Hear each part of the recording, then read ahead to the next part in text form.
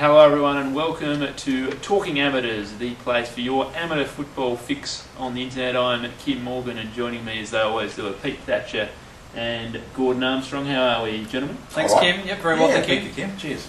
Big result on the weekend, guys, you've got to say, was Salisbury North getting out of jail against Gazer on the death, Gordon Armstrong. Yes, Kim Morgan, it certainly was. For a Gazer to lead by 7 goals into the second quarter, at home, heavy conditions and lose, very disappointing for Gazer's viewpoint. Will they live to rue that result, Pete? I think so. They're in a real battle at the moment in the lower echelons of the five, Kim, and that's one that really slipped away from them. And with Shocks having another great result at the weekend, I think that was one that may well come back to haunt Gazer. The scores from the weekend: Gazer 8-11-59, losing to Salisbury North 9-8-62. Sacred Heart did it easily by 83 points over Port District's. Gordon Armstrong was out that game. We'll give you some more on that in a second. Goodwood Saints predictably beating Payneham Norwood Union by 50 points. Broadview getting it done over Jeps Cross in a big result for the Tigers. And Henley beating Tea Tree Gully comfortably by 9 goals. Scored over, or 8 goals rather. The Shocks, they are the form team of the comp, kicking 24 goals in a wet day. Yeah, but as we said last week, Kim, the bandwagons got bigger, and me and all my mates are on board the Shock wagon. But 6-7 to 4-1 down at quarter time, Shocks, to kick 20 goals after quarter time, away from home, boggy conditions. That's the other side of the moment for me.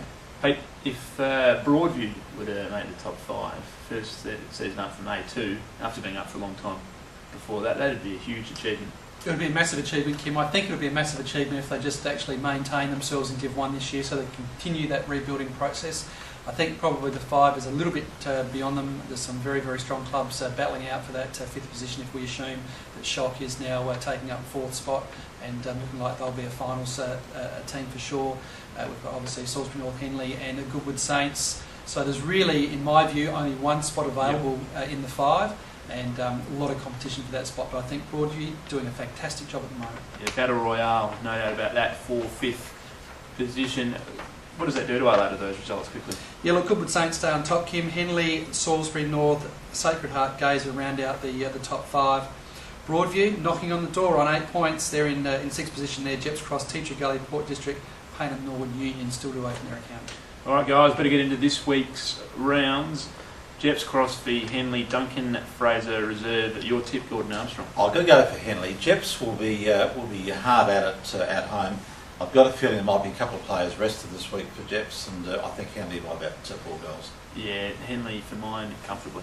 Yeah, disappointing loss last week for Jeps, and I think they couldn't get over Broadview last week. They're not going to get over Henley this week. Can't disagree. What about Salisbury North v Port Districts? Can anyone see Port Districts pulling up an upset in this one? Look, Port will be persistent, have been for a lot of the games, but Salisbury North, I think they were stung last home game against Sacred Heart. Not this week, Sacred Heart by about 7 goals. Yeah, look, Kim, Salisbury North that far away from a 3-game losing skid last week, but were good enough to get themselves out of it, and that will get their season back on track, and certainly will be too strong for Port District this week. Yeah, I'm not sure that Salisbury North are going that well, but I will tip them this week, give them one more chance. Sacred Heart v Payneham Norwood Union, hard to make a case, unfortunately, for the Falcons here. Yeah, look, Kim, I was on the Sacred Heart bandwagon in about week 3, I think, so I'm going to claim that now. And they are all over this competition at the moment, and they will go from strength to strength and certainly have a win against Penn on the weekend. No disagreement from me. I don't think I'll say about this game. Sacred Heart is now going into games as favourites. They've been sort of the underdogs for quite a few weeks.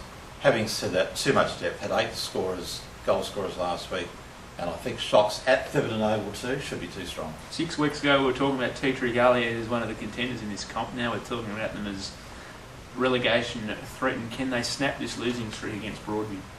Don't think they can, Kim. I've stuck with Tea Tree Gully for a few weeks. Broadview in good form. Tea Tree Gully, injury plagued as we know, but still just not getting the results at the moment. And I think that Broadview may well be too strong for them. Agree with you. Look, I give the Gullies a big chance. I'm not game enough to tip them because if I do, I'd fall behind you good selves there in the tipping. But I think Broadview a goal, but I wouldn't be surprised. The Gullies are due 6 games in a row they've lost. They're due soon.